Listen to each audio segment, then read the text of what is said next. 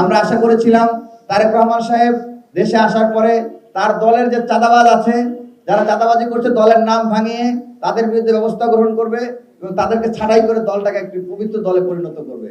কিন্তু অত্যন্ত দুঃখজনক হলে সত্য, আমরা এই ধরনের কোনো পদক্ষেপ আমরা এখন পর্যন্ত দেখতে পাইনি। তারেক রহমান সাহেবকে আমরা আহ্বান জানাবো ডাকসুর পক্ষ থেকে, আপনি আপনার দলের চাঁদাবাজদেরকে সামলান। যদি আপনি সেটি সামলাতে ব্যর্থ হন, যদি আপনার দলের চাঁদাবাজদের বিরুদ্ধে আপনার কোনো পদক্ষেপ, বলিষ্ঠ পদক্ষেপ না থাকে, যদি দুর্নীতির বিরুদ্ধে আপনার কোনো পদক্ষেপ না থাকে, তাহলে সম্মিলিতভাবে ছাত্রলীগকে যেভাবে ছাত্র জনতা প্রতিহত করেছে, ঠিক একইভাবে আপনার বিরুদ্ধে ছাত্র জনতা প্রতিরোধ গড়ে তুলতে বাধ্য হবে। সংগ্রামী সহযোদ্ধা বন্ধুগণ, সাংবাদিক বন্ধুগণ, আমরা গতকাল যেটি দেখতে পেয়েছি যে ছাত্র দলের যার নাম এখানে জড়িত হয়েছে, তিনি সাথে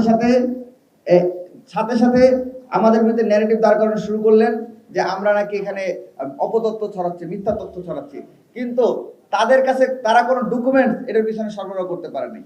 আপনারা দেখেছেন, যখনই ক্যাম্পাস থেকে এই ধরনের ভাসমান অবৈধ দোকান উচ্ছেদ করার চেষ্টা করা হয়, যখনই ক্যাম্পাসটাকে একটি সুশৃঙ্খল পরিস্থিতিতে নিয়ে আসার চেষ্টা করা হয়, তখনই এই গোষ্ঠীরা, এই চাঁদাবাজের সুবিধাভোগীরা, সেটি হতে পারে বাম দল, সেটি হতে পারে ছাত্র দল, সেটি হতে পারে ছাত্রদলপন্থী শিক্ষক, সেটি হতে পারে চাঁদাবাজপন্থী বুদ্ধিজীবী, সেটি হতে পারে চাঁদাবাজপন্থী কলামিস্ট, তারা প্রত্যেকে লম্বা লম্বা কলাম লিখে এর প্রতিবাদ জানান, এর বিরুদ্ধে অবস্থান নেন।